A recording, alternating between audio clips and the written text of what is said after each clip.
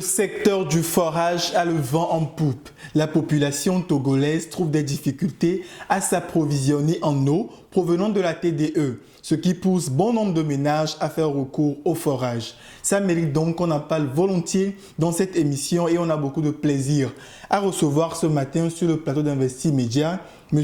Ndja Sébastien. Il est directeur de Parle de Paix H2O et avec lui, on espère en apprendre beaucoup. L'immobilier dans toute sa diversité, bonjour et bienvenue. Bonjour monsieur. Bonjour monsieur. Comment est-ce que vous allez? Je vais bien. Et la famille? On rend grâce à Dieu. Déjà, je suis tenté de vous poser la question, qu'est-ce qui fait la différence entre la TDE et puis le forage? Tout de suite, je m'en vais vous répondre que la TDE relève du public et donc du gouvernement et qui confie ce service-là à une de ces entités qui la distribue, c'est-à-dire son eau-là, à la population qui en fait la demande. C'est moyennant une facture à la fin du mois. Cependant, un forage relève du domaine purement privé. Et comment l'appelle-t-on, la personne lambda dispose des moyens, a un espace, il fore là-dessus et exploite son eau comme bon le semble. Maintenant, à quoi est due l'insatisfaction des clients par rapport au service de la TDE? L'insatisfaction des clients par rapport à la TDE est spécialement, à mon humble avis, due au manque de pression qui est à son tour dû aussi au fait que les branchements effectués ne tiennent pas compte de l'évolution du nombre de la population par secteur. Ok, donc déjà l'inefficacité là, c'est plutôt un avantage pour vous en fait? Un avantage pour nous, je ne dirais pas tout de suite non, parce qu'une fois que la population n'est pas bien servie, ce n'est pas un avantage pour nous, parce que l'eau c'est la vie. Indirectement, c'est un avantage. Alors maintenant, parlons de forage, qu'est-ce que c'est réellement? Le forage, par définition, c'est un ouvrage de captage des eaux souterraines et fait à base d'une machine ou bien des moyens pour faire aboutir à de l'eau. Nous ne parlerons pas aujourd'hui du pétrole, nous sommes dans le domaine de l'eau, donc nous parlerons exclusivement de l'eau aujourd'hui ici. Et quand on parle de forage, il y en a aussi deux types. Les forages d'eau et de socle et les forages d'eau de sédimentaire. De sédimentaire, c'est-à-dire? Quand nous parlons de sédimentaire, c'est par exemple les zones où il n'y a que le sédiment qui est là. Nous rentrons dans les formations géologiques, il n'y a que le sédiment qui est là et cela ne demande pas forcément des études géophysiques avant de les implanter. Alors maintenant, pourquoi opter pour le forage pour alimenter son ménage? Opter pour le forage dans l'alimentation de son ménage requiert beaucoup d'importance dans la mesure où vous venez de me dire que les gens se plaignent par rapport à la TDE. Donc, avoir son propre eau à soi-même, qu'on gère à sa propre guise, je pense que c'est une bonne chose pour être à l'abri des besoins de l'eau. Okay. Maintenant, parlons des zones. Est-ce que toutes les zones, sols ou terrains sont propices à l'installation de forage? Et a priori, quelqu'un qui n'est pas du domaine vous dirait peut-être oui, mais moi, après plusieurs études géophysiques, je vous dirais non. Toutes les zones ne sont pas forcément forables. Maintenant, est-ce qu'il y a des spécialistes dans le domaine qui peuvent m'aider quand je vais acheter un terrain, de me dire ce terrain-là, tu pourras peut-être forer? Si vous avez des intentions claires de ne pas vous passer du forage, normalement vous devez faire en amont des études géophysiques avant d'acquérir un espace assez vaste pour faire par exemple vos activités. Vous devez normalement vous recourir à un géophysicien qui doit vous guider vos pas. Ici, il y a de l'eau, ici, il n'y en a pas de l'eau. Ici, vous aurez beaucoup de difficultés à trouver de l'eau. Normalement, vous devez vous référer à lui si vous avez des intentions de forer. Vous est-il arrivé une fois d'être sollicité pour pouvoir forer quelque part et une fois sur les lieux, vous êtes rendu compte que jamais vous ne trouvez de l'eau? Oui, il y a des zones difficiles de foration où la géophysique même vous dit que ici là c'est difficile. Il y a eu des zones, j'en ai connu plusieurs.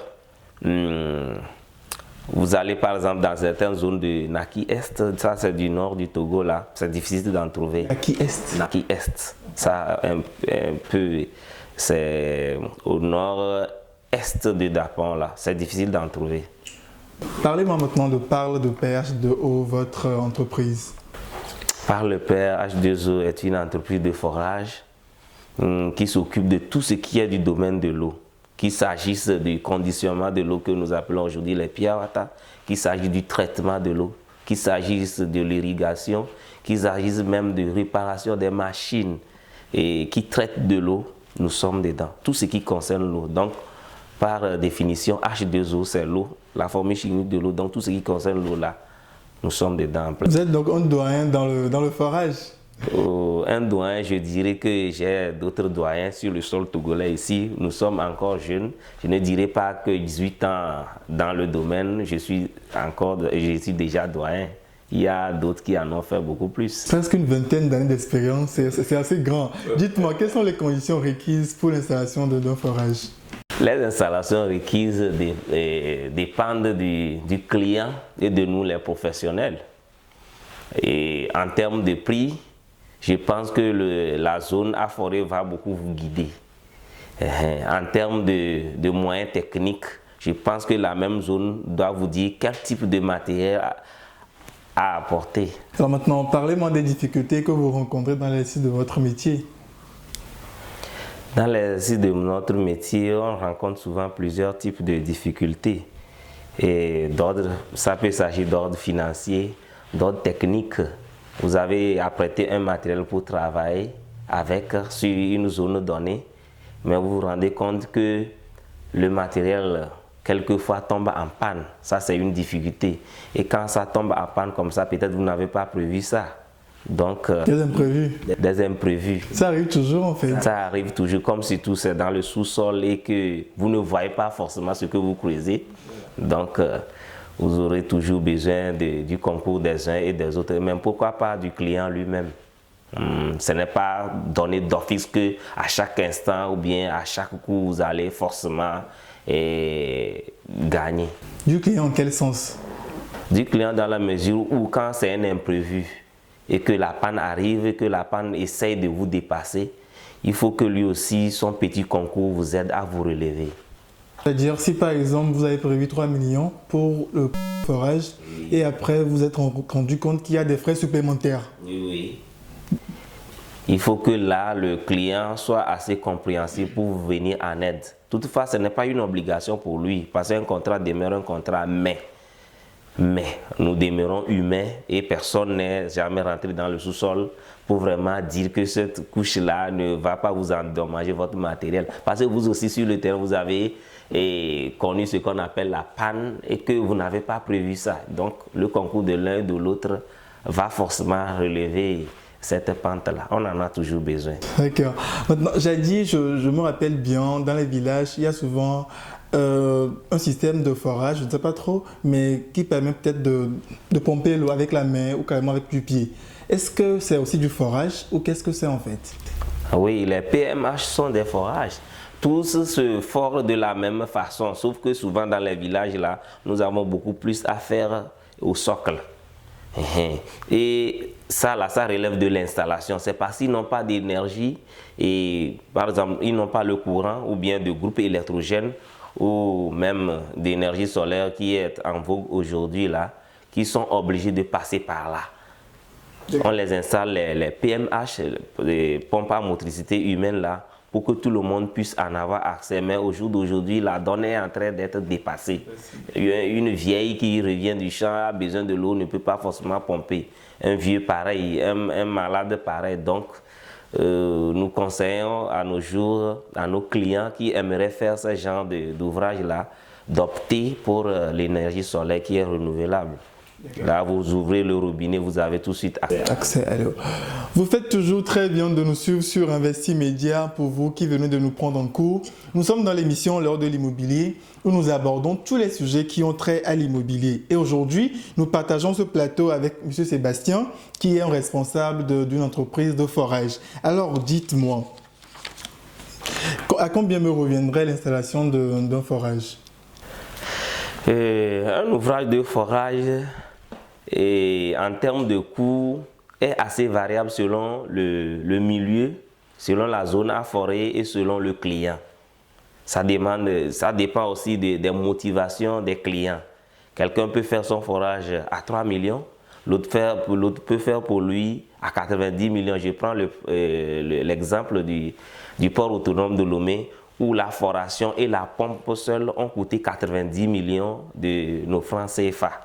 Mais à côté, à mon oncle par exemple, là, je lui ai fait à 2,5 millions. À quelqu'un d'autre, j'en ai fait 2 millions. Ça dépend de tout ce que vous demandez, tout ce que vous voulez, comment on a discuté dès le début et ce que vous voulez vraiment qu'on en fasse avec votre argent qu'on a conclu. Maintenant, le coût minimal, est-ce qu'avec 500 000, je peux peut-être avoir un forage chez moi? Nos jeunes faisaient ça avant que, le prix des tuyaux PVC ne flambe. J'entends qu'ils parviennent à s'en sortir avec 500 000 en tournant. Mais je m'en vais tout de suite dire que ce n'est pas du forage que j'entends voir quelqu'un qui désire être en bonne santé boire. Avec 500 000, quel type de moyens vous mettez à sa disposition?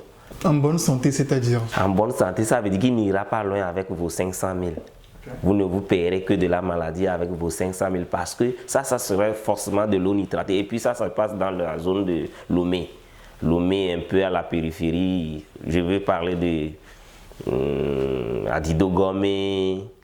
C'est une petite zone, mais c'est des zones où généralement, là, quand vous finissez, vous analysez ces eaux-là, elles sont nitratées. C'est pas bon pour la santé, surtout féminine. Donc, ça veut donc dire que si j'ai de l'eau nitratée chez moi à la maison, qu'est-ce que je dois faire pour que je puisse avoir une eau un peu plus saine? Pour avoir une eau un peu plus saine, vous devez forcément passer par le traitement de l'eau maintenant.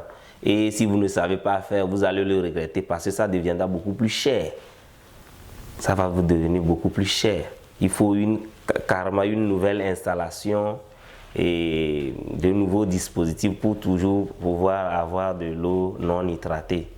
Est-ce que pendant l'installation, vous mettez en place un système de filtrage de l'eau pour que l'eau puisse être saine à chaque fois, sinon potable à chaque fois?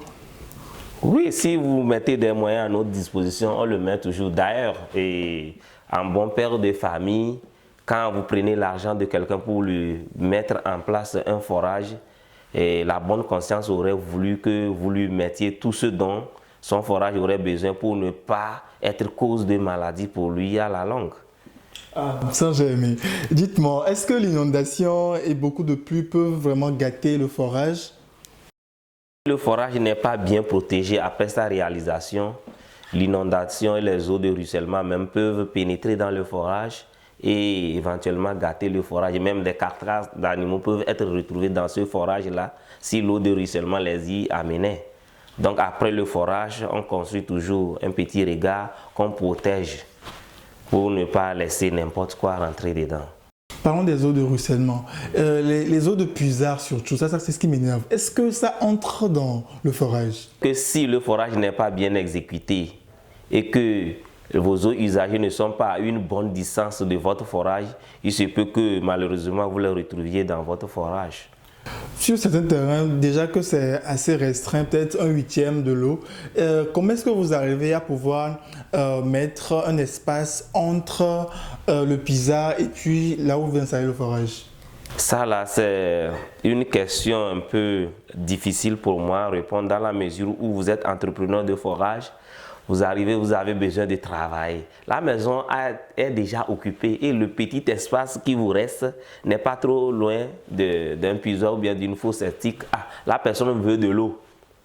Ah, vous êtes obligé de l'installer son forage. Mais il y a autre moyen que nous utilisons, nous protégeons au-delà du niveau du puisard, là, le forage, pour que les eaux usagées là, ne viennent pas contaminer votre forage. D'où la nécessité de mettre à notre disposition un bon prix. Un bon prix surtout. Parfois, lorsqu'on boit certaines eaux, on voit que c'est assez douce et d'autres vraiment, c'est salé. Alors, à quoi cela est dû?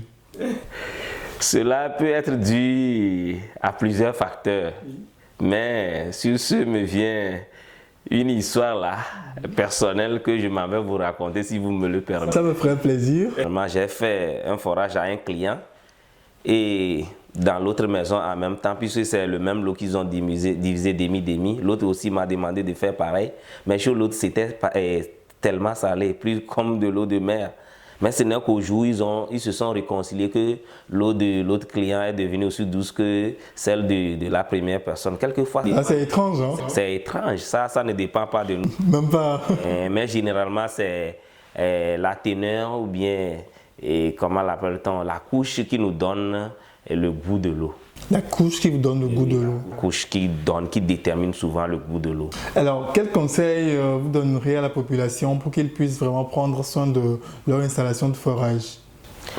Pour prendre soin de leur installation de forage, ils doivent souvent veiller à ce forage-là par le biais d'un professionnel en la matière. Il doit aussi souvent et constamment faire analyser son eau pour voir ce qu'elle contient réellement. Analyser son eau par encore des spécialistes? Non, le service d'Institut d'hygiène s'en charge, l'Esteba aussi à l'université s'en charge. Même tout récemment, la régie aussi en fait. Donc, faites analyser vos eaux. Monsieur Sébastien, votre mot de la fin?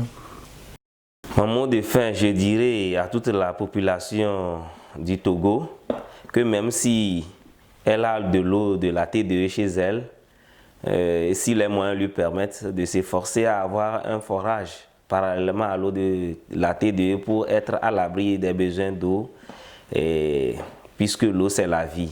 Et étant donné que nous sommes professionnels dans le domaine, venez nous voir, nous sommes juste à côté de Limousine, la poste, derrière la poste, le tout premier vont après la poste à droite, en allant vers le CG Torti.